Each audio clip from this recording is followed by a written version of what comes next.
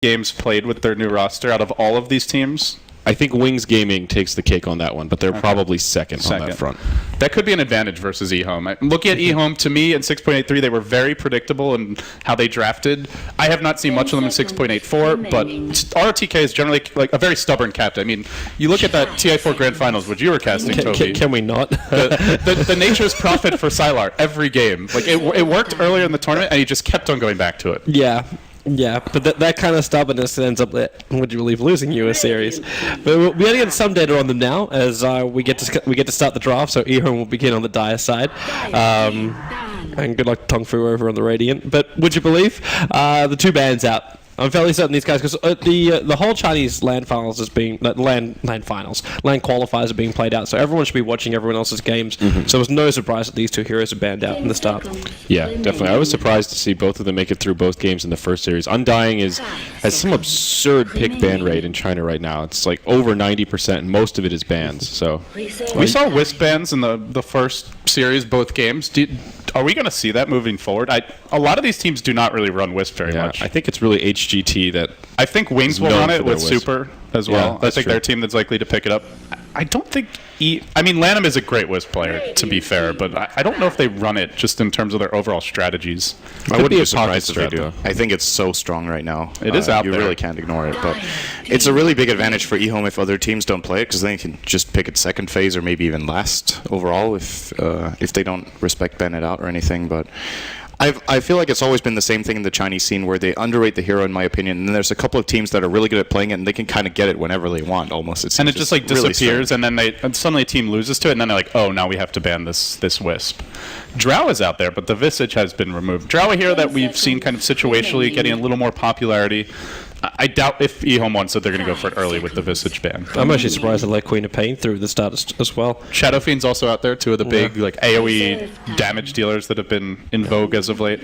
Yeah. And there's the Queen of Pain. Yeah. No surprise there. I'm still waiting to see more Drow, because like the Drow, even without the Visage, like that was always your big combination, like you had it with a Visage.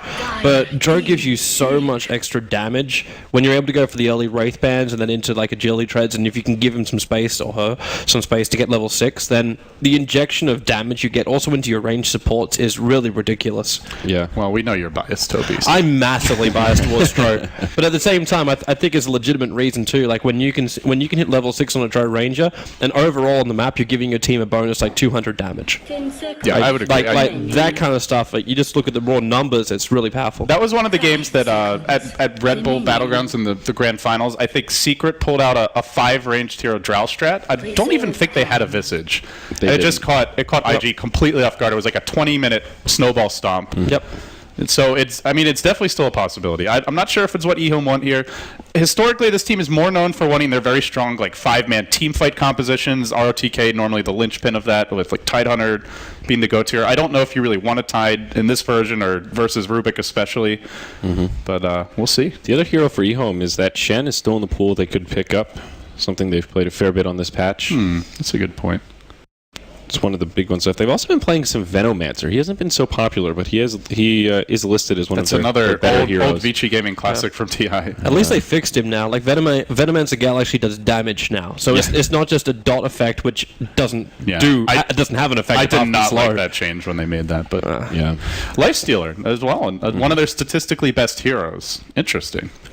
Well, EHOME thinking about it quite hard here. They're running low on reserve time. I think they're considering Shaker. They don't want to get Fissure stolen. Rubik is such a good pick against Shaker in general, but I think it is ban the Shaker.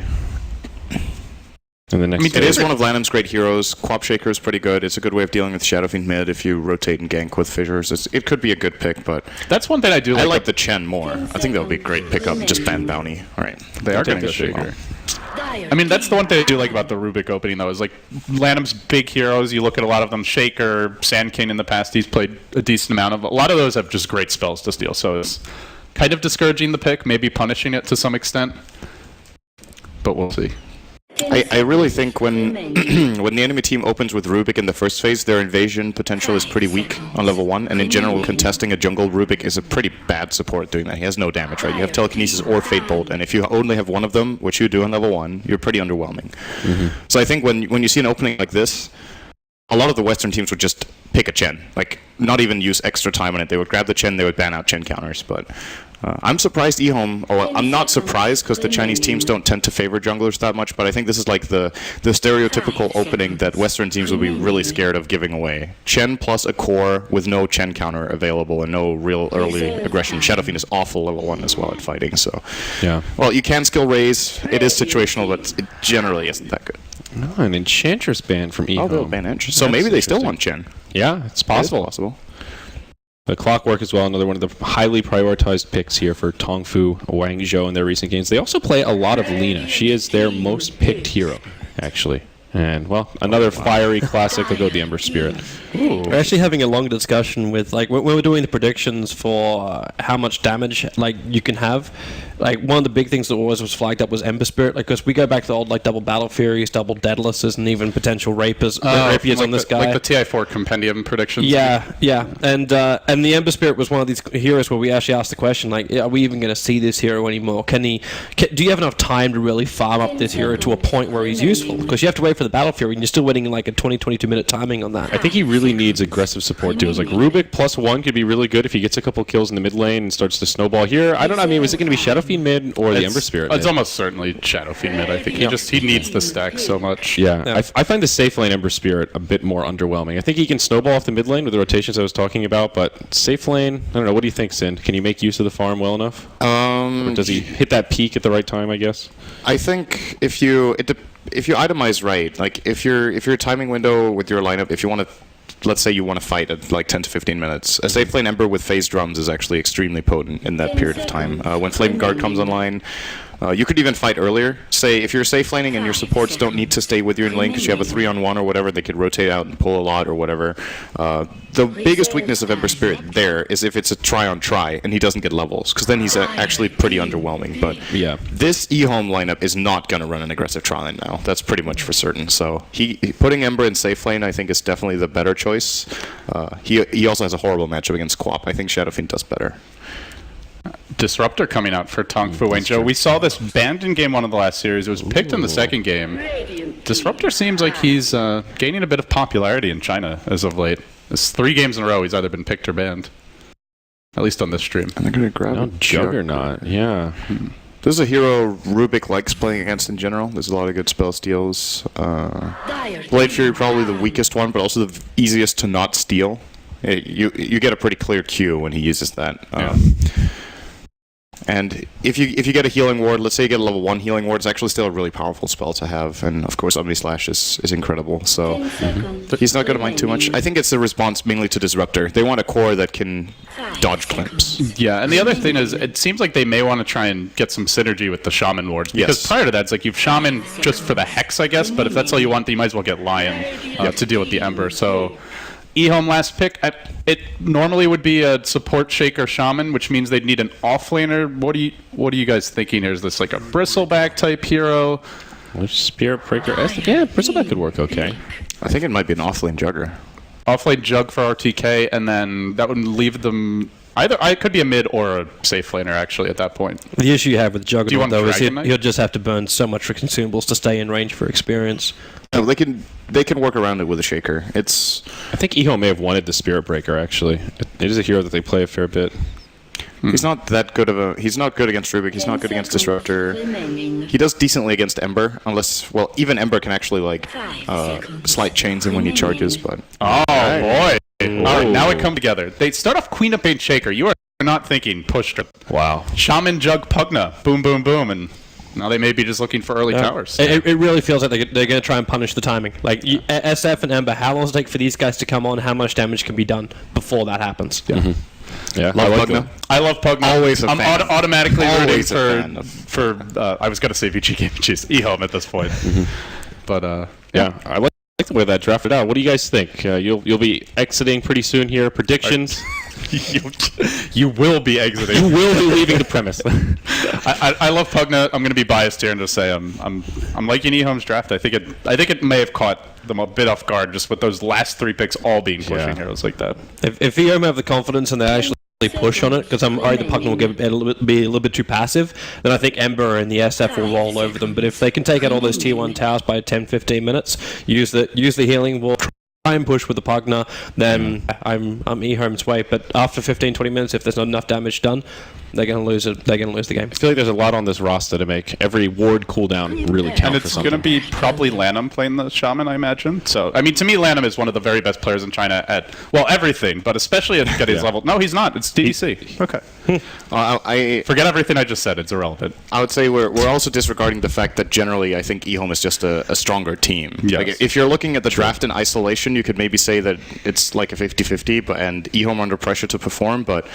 like statistically going in, they're such a big favorite that even if they're a little bit outdrafted, I still consider them favorite in the series. But this Do you think this is an outdraft? No, I was just saying if that was the case. I see. I think EHOME's picks are actually really good. The problem TongFu are going to face here is that if the push comes super early, so they don't have Spell Steal and they don't have Static Storm, then their supports actually have very little wave clear, right? They don't really have a good way of dealing with the push. They have Shadow Fiend, which is okay, and that's it. There's nothing else. So if they push another lane than the one Shadow Fiend is in, they actually can't defend.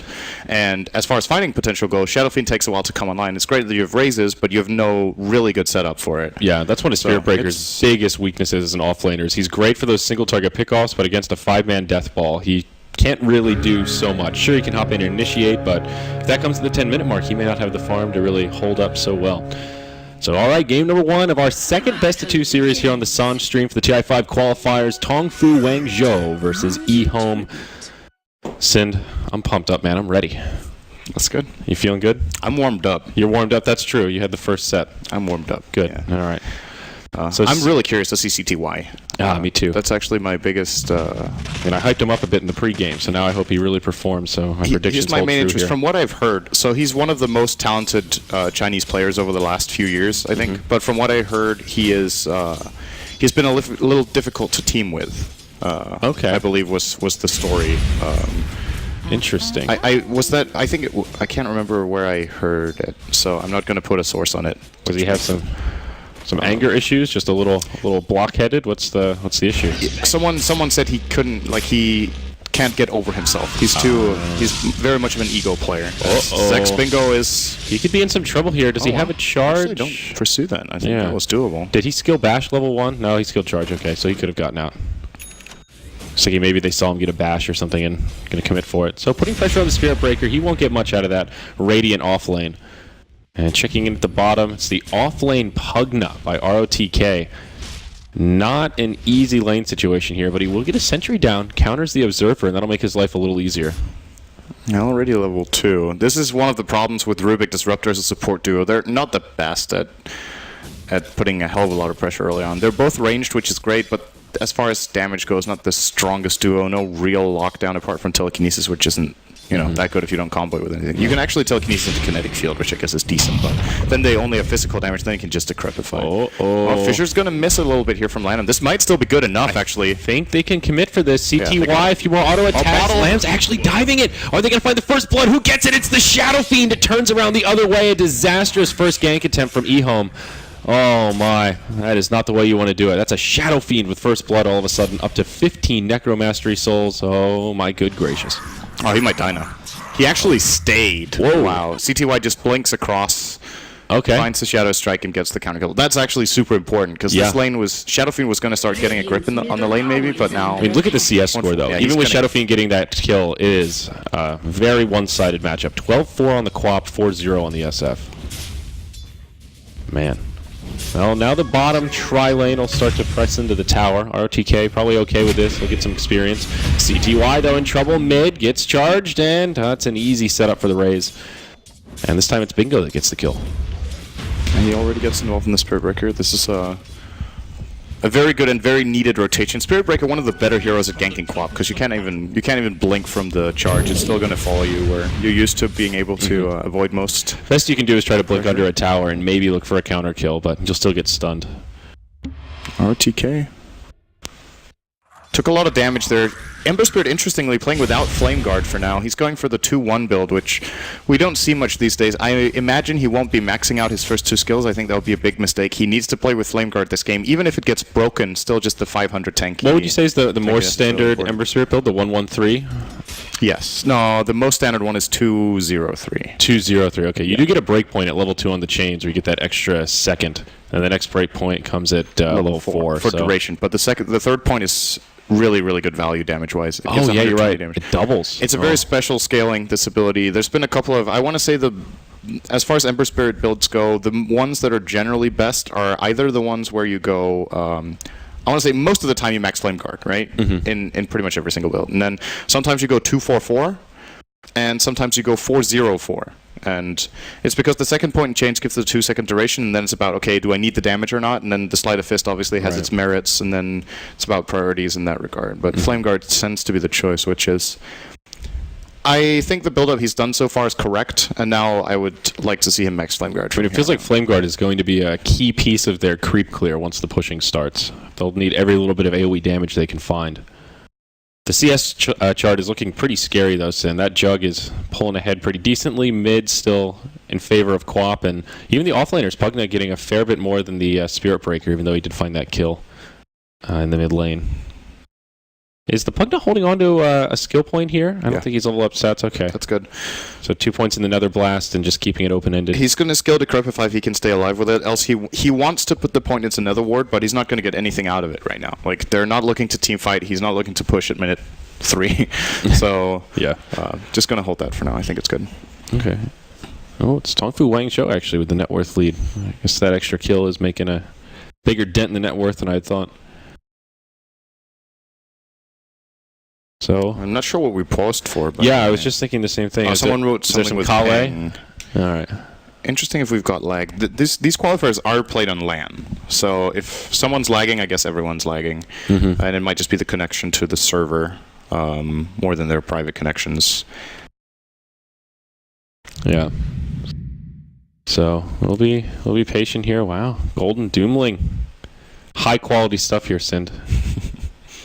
How much is that courier worth? That's a pricey one, I think, huh? I can't remember.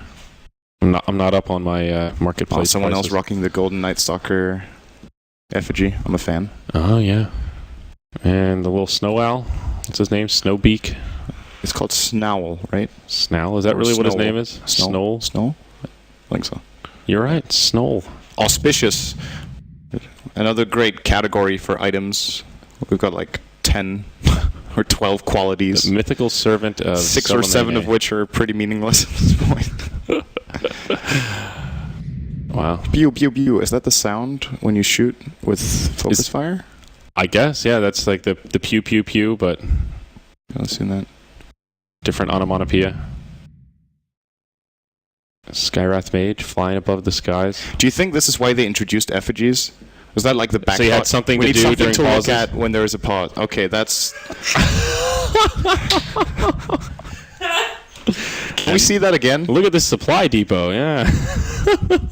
Okay. Hey, Pimmuckle, can we see that again? I think that's his way of saying negative. That's the no shake. That's good, I like that. Alright, so they have an effigy that's called I Miss You and one that's called Come Fuck Me. Alright, they're ready. And then on the EHOME side, CTY no inscription. he's just It's all his quap all favorite day, hero. making a very deathly pose. I believe this is actually CTY's favorite hero. I at least remember him playing. It's a hero that really speaks to his strengths. He's an incredible lane player, a very aggressive player, so a hero he can very much dominate with is Queen of Pain. Yeah, hero that he can find a little edge and just exploit that to get more and more out of the lane. That's definitely his style. Juggernaut doing some chopping action. Chopping that wood.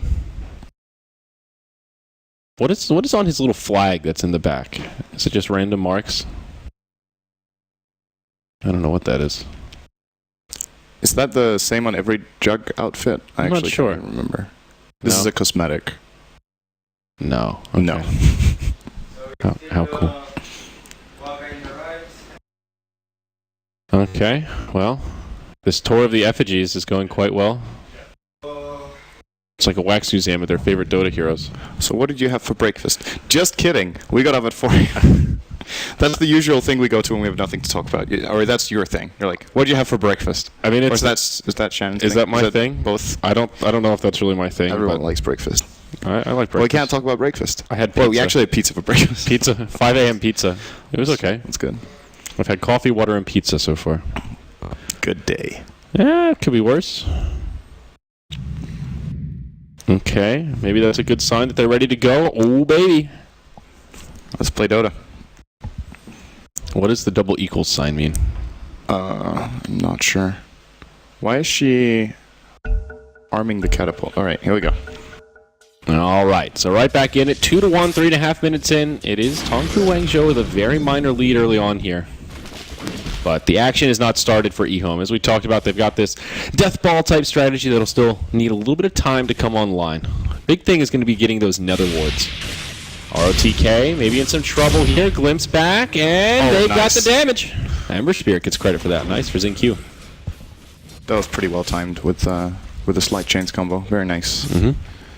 3-1. They will farm the nether ward as well. There's a little bit of extra gold. Pretty penny there. They can't really push the tower though. Their lane is not good at pushing whatsoever. Ember is a bad pushing hero, so is... He uses his charge aggressively here onto CTY. Now he won't have the escape mechanism. DDC rotating his way over. Shadow Raze is doing some damage, but lands on the high ground. There are your shackles, and they will find the kill onto Bingo. Now, can they get the Shadow Fiend? He wants the kill onto the Shadow Shaman. It's a 3-on-1. No rotations from the Radiant, but this guy hits hard. Oh, nice try, actually, with the stick play there. That was surprisingly close. Queen of Pain, you have to chew through those bottle charges, but it is still EHOME. They get a 2-0 and a pretty big net worth trade. It's not even a trade, just a net worth gain. Yeah, they killed 2 cores at no expense, pretty much. Queen of Pain could just rotate back to the base pretty quickly and probably TP out. Ooh, double null. Yeah, I was about to say, it just, once again, he's very focused on the individual in play. And that early dominance, so. Yeah. Well, with Shadow Fiend dying again, how many souls does he have when he's... Oh, boy. Here we go. Lamb in some trouble. Charge. Telekinesis to set it up. Shadow raises to follow, but a stun on 3. CTY comes in. Sonic Wave connects on a few. They still bring down the Shaker, but now DDC is here. It's a 1-for-1 trade to get things started. Rubik blocked out, but they won't pursue. Shaker for Shadow Fiend. Pretty solid for this Dire team. Yeah, that was a really good Fissure by Lanham. Lining out on all 3. The Sonic Wave could have been a little better, actually, from CTY. He could have hit Rubik, too, and maybe he could have grabbed 2 kills. But regardless, they're still going to be happy with the trade. It is a Sonic Wave expended, but if you can kill a core with that, definitely worth it, even though it's a long cooldown. And now the question is, like, how are they going to do with this Shadow Fiend? Because he has 13 CS minute 5, which is abysmally low. They have not... I don't know if they have any stacks in the Radiant jungle. They might have, like, one that is not stacked, and that is also not stacked. This does not look good for Shadow Fiend. There's actually nothing for him to recover of. Not one of those heroes that plays well from behind when there's no stacks to retreat to. That's his one big recovery mechanism. Oh, God, and this Jug is just farm, and he should have a Mask of Madness before too long here. And he's already a good matchup against Shadow Fiend. Jugger is one of the better heroes at dealing with him. Of course, all the magic damage from Requiem and the raises, you don't really care. You can just spin or Omni-Slash it, and when you get up nice and close and personal, you can only hit 1 raise anyway, so... He is a really good hero for them here, I think. So how about the power curves of Jug versus Ember? I feel like the Jug comes online just a little bit earlier in these 5-man pushes when the Ember is still trying to get his footing. I don't know what TongFu should do right now. Like, they can't... And there's a push happening here in the top lane. They've got to respond somehow with the supports, but they can't really kill anyone. That's the problem, right? They're damaged, like you said. Ember needs to find his footing first. He's got good farm, but what's his level at right now? He's probably level 5.5, I would guess, at this. Oh, he is 6. He does have his ult. So they have a shot at fighting, but if they... It's like at this point in time where if Ember has one bad fight, he's going to need recovery time. His build-up now, he is going to prioritize Flame Guard, so I think that's good. I would guess TongFu want to try to delay until he's level 8, so they have a level 4 Flame Guard. It's such a big and good build-up for him, and just buy some time. Maybe get Shadow Fiend to level 7 as well, so they have the raises, but he is not going to be able to stand in that mid lane on his own, I think. This is a Quap that's up 1,000 net worth on him at minute 7 and 2 whole levels. Wow. This is actually not manageable. They do have Disruptor behind him protecting him from ganks. And here we go. It's going to be necessary now, I think. Yeah, but there's no Static Storm. CTY drops the ultimate to secure the kill, but it's the Ember Spirit that rotates in and makes it a 1-for-1. Both the mid laners will take a tumble. Good rotation from the Ember to make that one happen, but it is the Disruptor that gets credit for the kill. Pretty penny going his way.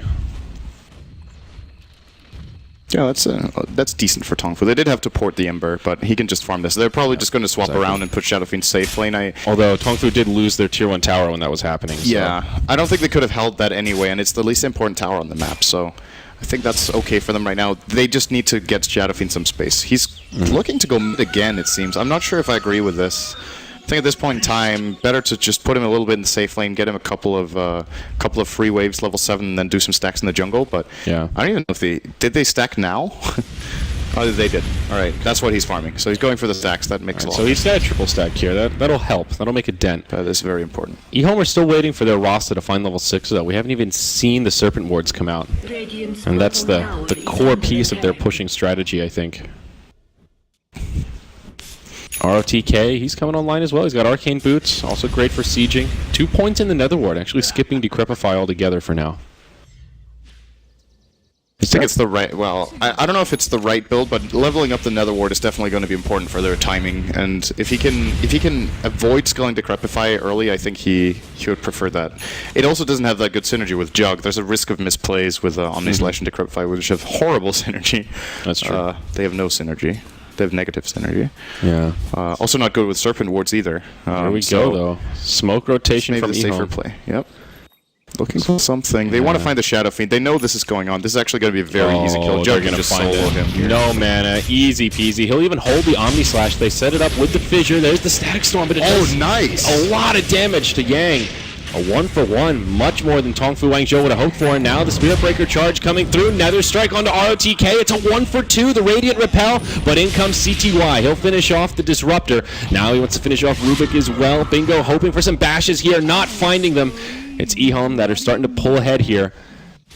What can the Quap do as XingQ rotates down, blink to the high ground, we'll just play it defensive. 2 for 3 overall, EHOME find the better of it. Yeah, CTY coming in at the end there, cleaning up a bit, was very important. That was a nice disruptor ult, the Static Storm into the chains. The way they combined that. Jugger was almost outside of the storm, and then they bound him inside. I thought he Very made nice. it out at first. Yeah. And he makes it out, but he...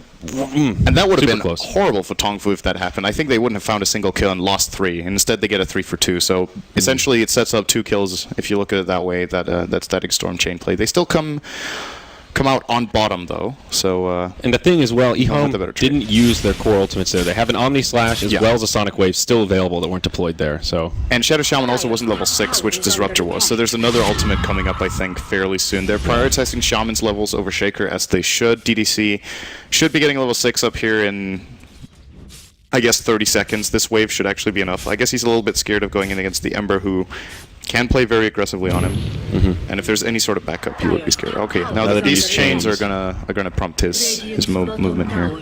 he'll need another wave though before he dings. Especially if RTK is gonna.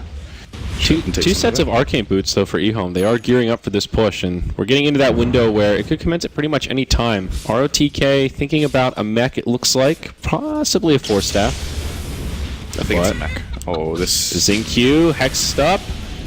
Life Drain, but he does have the Flame Guard on. Kind of looks like he's pulling the fire out of the Ember Spirit. It's kind of a neat graphic. Alright, XingQ just walks away. He uses regen, so he basically lost nothing. He put quite a bit of pressure. RTK lost a lot of health. He's going to use his tank. He has 15 on the stick, though. Shadow Shaman down to half as well. So And he secures his drums. this is one of the nice things about Ember at this point in the game is how much attention he can draw to himself and still be very difficult to kill. You kind of have to address him in this situation, or, well, you could let him push a bit because he doesn't push that well, but if you're looking to do anything in the lane, you kind of need to just think about it. XingQ getting so aggressive here. It's a 1-on-3. A lot of damage to DDC, but has a Remnant that he'll jump to. You know, forced a TP from Quad. Like, look at how much he just did without killing anyone. Yeah. That was actually really, really good. What is CTY going for here? He's pulling up that gold up to about 2,600. I think Orchid is the choice. Still on a very basic hit, keeping it open-ended though. There's a Static Storm Kinetic Field. CTY gets dropped. Nice setup there from TongFu. I caught him completely off guard with that one. TongFu.WanZhou putting up a very good fight here, Synderen. This early game is closer than I thought it would be. I want to say it's pretty much dead even right now. As far as the lineups go with scaling, probably favoring TongFu come the later portion of the mid game. I don't think it's as drastic as Toby said that if they don't get a hell of a lot done in the first 15 to 20 minutes, they're going to lose the game. But they're definitely, at that point, EHOME are going to need to beat them on execution and not on draft. I don't think their draft is stronger at minute 20, so they need to be the better team then. Yeah. And, well, if Ember has a good early game, which he definitely had so far, 70 CS minute 13, and the Shadow Fiend, who was struggling, let's be honest, is now top of CS, then Wow, that is quite the recovery. they're actually looking pretty good. Those are the stacks. They didn't have them in the start, but they got them when they needed them. And now he's looking pretty good. There's a mech, 13 minutes after he died like 2 or 3 times in lane. And this is a big problem for EHOME. They don't have a mech of their own. ROTK in the offlane just doesn't have the farm to get it at this great timing. For a strategy like this, like a Viper mid where he could get that 9-10 minute mech, would have made this a lot easier for the dire side. Now let's start to siege to the bottom, tier 1, ROTK, starting things off with a Nether Blast. The Glyph will come out, and looks like TongFu.WanZhou will just trade towers. They'll sacrifice the bottom tier 1 and try to grab the mid tier 1 of their own, and it seems they will be successful on that front. KDA average. Oh my god. Wow. It's like actually double the average of all of our other players. That is very impressive. It's very high KD. What is he right now in this game? He's died twice, right? He's 3 times. 5-3-2, yeah. This is a personal worst. So far, at least. Yeah. Still plenty of time to recover. Fret not, Sind. And they get the tower. Now they're going to need to get out. Is Sex Bingo actually going for the... That Charging is the Yang. bold. And here we go. Static Storm to help break up the fight. Glimpse not going to do a hell of a lot here, but it's Yang that's getting focused. Blade Fury into the trees. TongFu not getting what they were hoping for out of those ultimates. I'm surprised he didn't cancel that Nether Strike. He basically Nether struck a Juggernaut in spin. Yeah. And did nothing.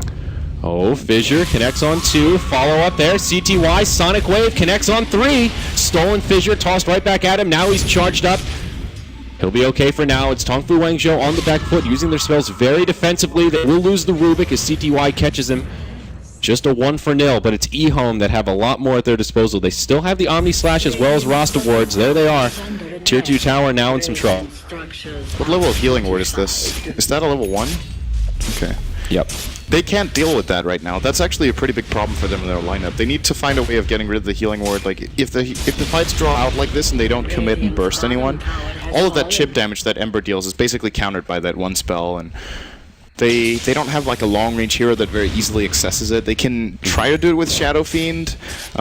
Disruptor can't just run into the middle of the fight and destroy the healing ward. Or, well, maybe he can, but then he's going to die for it. In some cases, it might actually be a good play. But that was definitely not the fight to do it in. So either Ember has to jump on top of it and use a Remnant for it, and then needs to Remnant out after, which is a very difficult play if the enemy team is fast, or they just need to burst. They need to kill heroes faster than they did. And they were lacking the Nether Strike, really. Yeah, and the Storm. Exactly. These 2 abilities. I was just going to say, the Static Storm seems to be that key ultimate for TongFu.WanZhou. When they start off with that in a good place, that's a successful fight. Other way around, not so much. Queen of Pain going for the Aghanims Rush. Okay, a slightly different take on the hero. Really don't see this build that often, but if you can get it out this quickly, it's very potent for these frequent skirmishes. Yeah, you need to compare it. I guess the best comparison is, what would you rather have, Aghs or Orchid? They are comparable in price. Aghs giving the better tankiness, but Orchid, I want to say, giving the better utility. It's great to have lower cooldown on your ultimate, but Orchid just has so many more like potential plays. Aggressive plays, defensive plays. Well, I think it's more how EHOME wants to play this, right? Orchid's really good for those solo pickoffs when Quap's just running around by herself. But so is Orchid. So they don't really... It's more just the emphasis on team fighting all the time. Yeah, that's what I mean. They're going to team fight with the Aghs. That's why he's not opting for the Orchid here. Yeah. Because I think if you do the math on it, it's great to have lower cooldown on the ultimate, but you get way more damage out of an Orchid for the solo kills. Then in a lot of cases, you actually won't even need to use your ult. And now he probably will, but... That's a fair point. It's a 40-second cooldown, so then you don't really care so much. It's an interesting comparison in general, but I personally think Orchid is more often the better choice. And you'll definitely see the Orchid more often as well, so definitely makes sense. RTK. TongFu.WanZhou, but RTK reveals it's Static Storm for that. Mega dead. Well, they killed the Pugna, but... They did. Jeez. He died.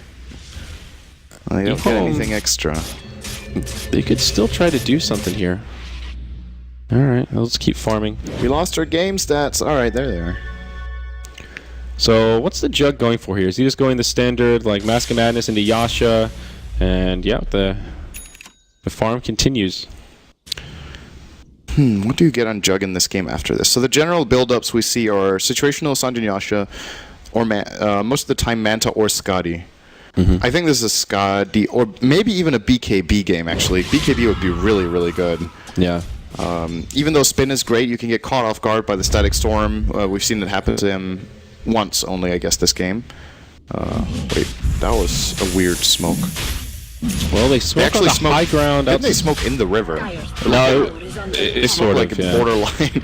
They smoked to walk like 700 distance. That was... I can't remember the last time I've seen that. It's going to work out here, so I guess... I think they needed the smoke. I guess it's something, yeah.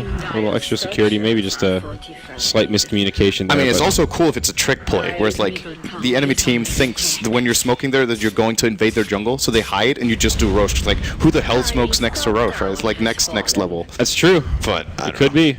I think TongFu actually can't take that fight anyway. They would be fighting into Fissure, Nether Ward, all of Quap's abilities, and the Moss Serpent wards in the pit. That's really difficult. There's an interesting stat that kind of backs up what you were saying. Aghanim's first item, 44% win rate. Orchid, about 58, 59%. So there is a... What could be said about that, though, is that you need to consider with a stat like that there's like secondary things to consider. like which teams often favor Ags and if they're Yeah, first of all, stronger which teams favor Ags, but also which role Quap is played in when she gets which item. I think the Orchid is an item you play with from ahead, so all the games Quap gets offlaned and doesn't do too well in, she will opt for an Ags as a recovery item. And then if you don't do too well, you're naturally behind in the game, and then your chance of winning is lower. That's a good point. And whereas the dominating teams that get Orchid early will win a lot. Oh, that She- Omni was a slash. really good Yules. Completely mitigated, but is it enough? He barely stays alive to get the mech. Lamb trying to finish him off, drops the Echo Slam. There we go. They bring down the Shadow Fiend in exchange for the Pugna. Sonic Wave connects on quite a few. Looks like 3 heroes, enough to kill the Rubik. Buyback from the Rubik now.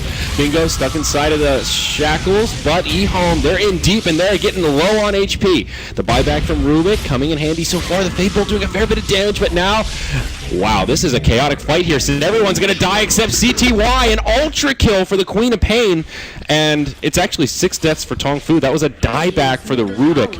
Huge fight for EHOME when it's That all was said and such done. a crazy fight. They were hovering so low health on all of them. The healing ward was doing quite a bit of work, and then ultimately they just lacked that little. I think Ember Spirit ran out of steam. His Flame Guard expired. He didn't have another Spirit, or he didn't have mana for it, or for the Remnant. Yeah. And extended fights like that at minute 20, Queen of Pain is just insanely good. all that AoE damage, mana. you can just keep spamming out. Now 3,200 gold on the Quap. Do you go back for the Orchid at this point, or you just look for a bigger ticket item? Move into a Hex? I'm not sure how CTY wants to itemize here. I think something like either a BKB so she can just play very aggressively. Okay. The counterplays for TongFu, like the way they've killed Quap, I think every single time has been Static Storm. That's true. And you can just BKB against it, and then the only way they have to deal with her is actually Nether Strike, and they don't have enough physical damage yet. Ember Spirit is more of a spread damage carry at this point. Shadow Fiend doesn't hit hard yet. He's all utility based, so I think BKB would be a great item. If he wants to go for an aggressive item, I would say either Hex or Shivas would be nice.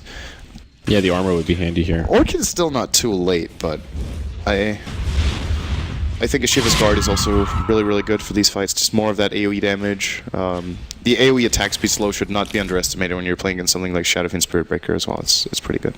Still 2 minutes left on the Aegis of the Immortal. CTY was the carrier in the last fight. They'll get decrept. Now Rasta wards come out. They'll pressure this tier 2 mid. There are only 2 outer towers remaining for TongFu.WanZhou. Here's the initiation. Fissure to start it off. Static Storm on CTY, but he walks out of the kinetic field. He doesn't have enough mana for the ultimate. Oh no. A golden situation, but he will go down. The Aegis of the Immortal will bring him back up with plenty of HP and mana. It's a 4v5 now on the field. Can they bring down CTY? The charge across. Bingo. Channeling up the Nether Strike, but gets interrupted by the Hex. Nicely done. The Sonic Wave just obliterating the Radiant side. They're quickly crumbling here. Only 2 left alive. Bingo will fall. And now it's just Xingqiu. He's on the retreat. Searing Chains connect on 2 creeps. Less than ideal. And now the high ground siege begins. Couple of buybacks available for TongFu, but they will hold them at least for now. Yeah, CTY's recovered nicely. I think he has an 8 kill streak right now, so he's worth a lot of money, but I don't know if they can deal with him right now.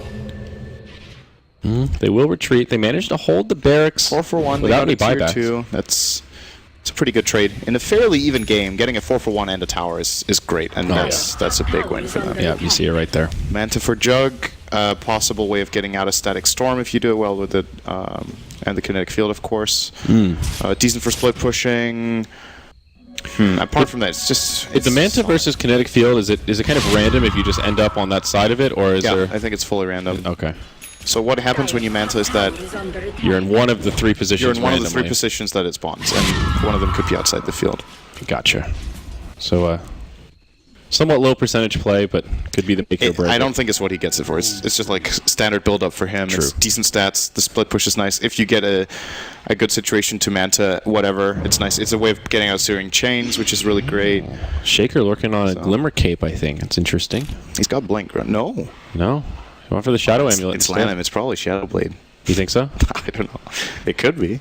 Quap did go for the BKB also. Yeah, Good call on that one. Now he can just play choice. extra manly. I think it's the safest and best item overall here. Yeah.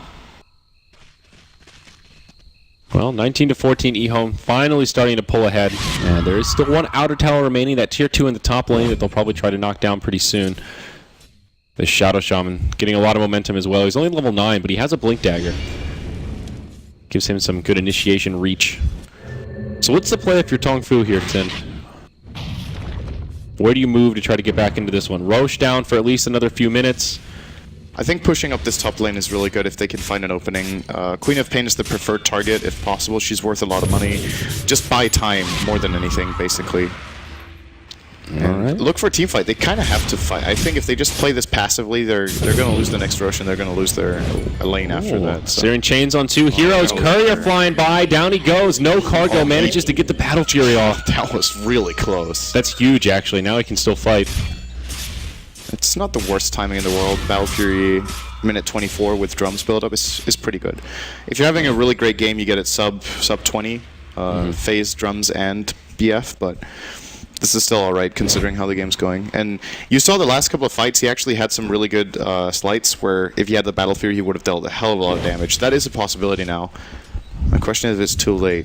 DDC's in a good position here. No backup though, he can't go for that. It's not too late if EHOME continue to clump up like they have in a few of these fights, though I wonder if, knowing that the Battle Fury is out now, they'll try to adjust their positioning appropriately so it's less of an issue. Saw it. Did they see it? I think they had an opportunity They could have to see seen it. it. Yes, they could have. I don't know if they actually did, though. Oh, he's got a haste bottled up also. Oh, it's such a good rune. Unfortunately for him, it's late. I want to say Ember is one of the absolute scariest heroes in the game with a haste rune when he's level 7. It's just ridiculous how much you can do with that hero with a haste rune, but minute 25, not so much. You generally get locked down by something and then the haste doesn't really matter.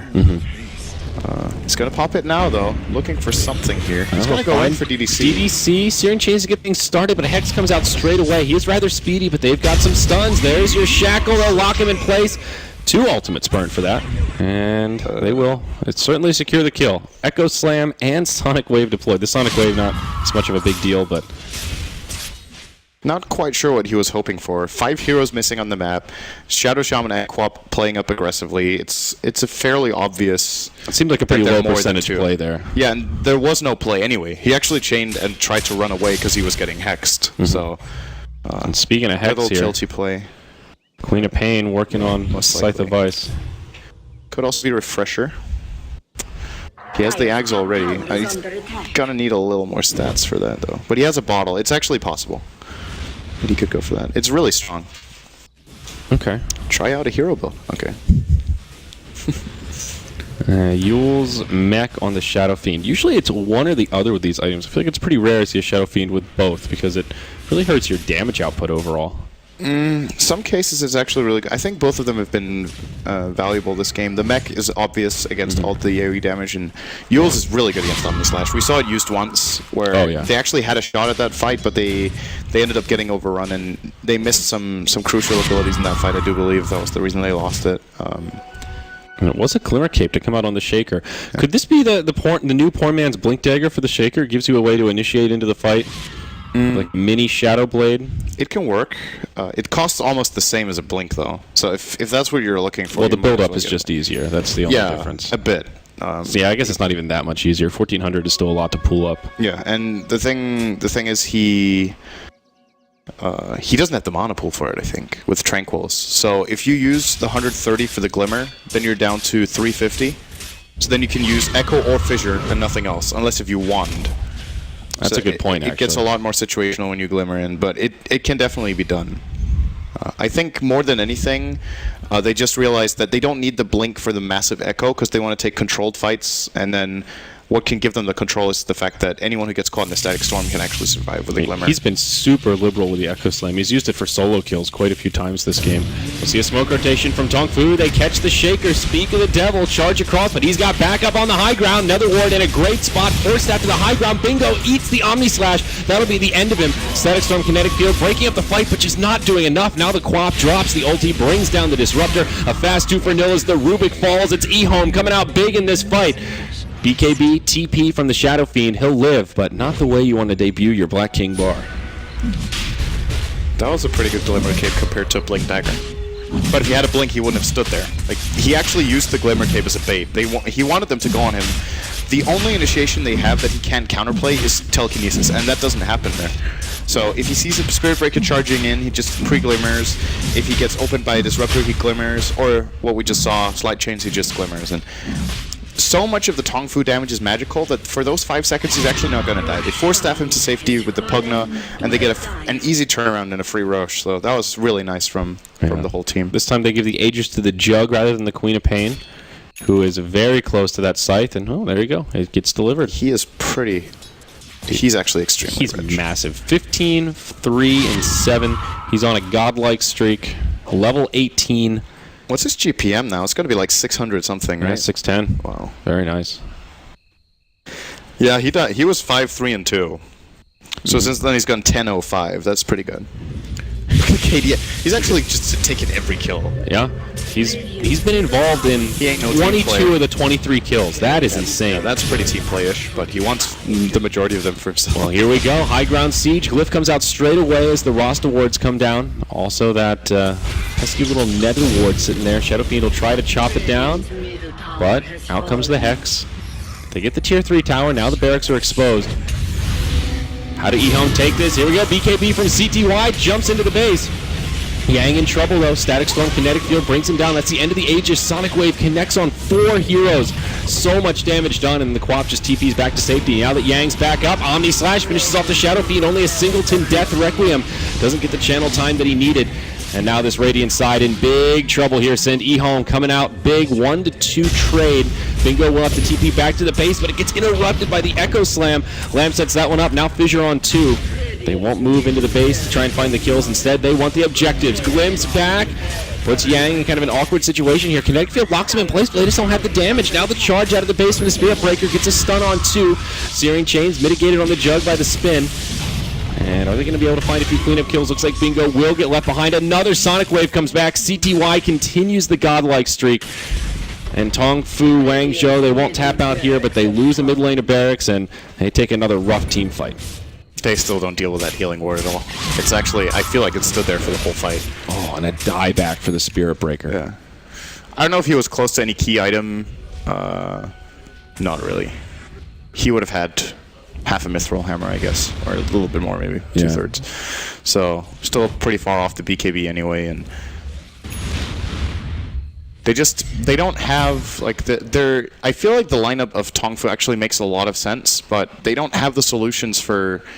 I still want to say the healing ward. Like, was that still a level 1 ward? It seemed like it healed a hell of a lot. It's level 2. I guess it was level 2 in that fight. So they have to find a way of dealing with that, because their lineup at this point in time doesn't burst anymore. Like, Ember Spirit at this point in time is about building up your damage over time, slowly whittling them down, then killing them off. Wow. And then it's a special hero, because like in the super early game, he actually bursts pretty well, like relative to other heroes, because of how strong Flame Guard and Chains are. Then come in at 15 to 20, it starts falling off. And then toward the late game, you burst really hard again with your crit. But he doesn't have it yet. So they just outlast them more than anything. Initiation on the DDC. Static Storm Kinetic Field not really on point here. Doesn't find a kill, and now TongFu's hope of finding a successful fight, I think, significantly diminished. They're just going to cut through the Ember Spirit. He had Flame Guard on, and it just didn't matter. He's actually going to live there. This is pretty... my. Oh, wait a second. They might get vision of him when they push down the lane. Nope. Oh, daytime. And they found him. That's unfortunate. I think he would have actually lived. Yeah. It looked like no one had any idea he was there, and then... They definitely seemed a bit surprised. Like, oh, there's a Disruptor? Is it an illusion? Kill it! So they will finish off this last outer tower. Tier 2 in the top lane for another little gold bump. This feels like an insurmountable lead, though, here for EHOME. Upwards of 20K net worth. Yeah, this is pretty serious. Considering how, like, look at the graph, actually. The first 20 minutes were even. And then they just lost. Like, then they really lost. Yeah. EHOME didn't come online quite at that early time we thought it would be, but once RTK got his mech, that's when things really started getting scary. And now roster wards come down, no glyph available for this Radiant side. Heroes starting to respawn from that last skirmish up top. Tier 3 tower goes down quickly. And now they will make what could be the final hole of Game 1 of this best-of-2 series. They focus down the Nether ward, but they can't quite finish it off. BKB used by the Shadow Fiend. He's forced to watch his barracks die, and he just BKB'd to kill a Nether ward. That's how much trouble they're in. Yeah, and now Glimpse this on is the why he aim. BKB'd. Oh, that Sonic Wave actually. Eclipse 2, okay damage. DDR will probably get chased down by the Jug on the other side of the fight. The Shadow Shaman's already fallen, but Echo Slam connects on 3. The follow-up damage from Lamb is huge. Radiant side, too much to handle. They will tap out. 33-16. It is EHOME that takes game number 1. Yeah, they, like you said, they didn't come online as early as they could have, I think. TongFu's early game was pretty good, but then when it came to the mid-game execution, they didn't have a way of dealing with the healing ward, they didn't have a way of controlling the fights enough, and CTY, it's like whenever the fight started, they almost instantly lost a hero. Like,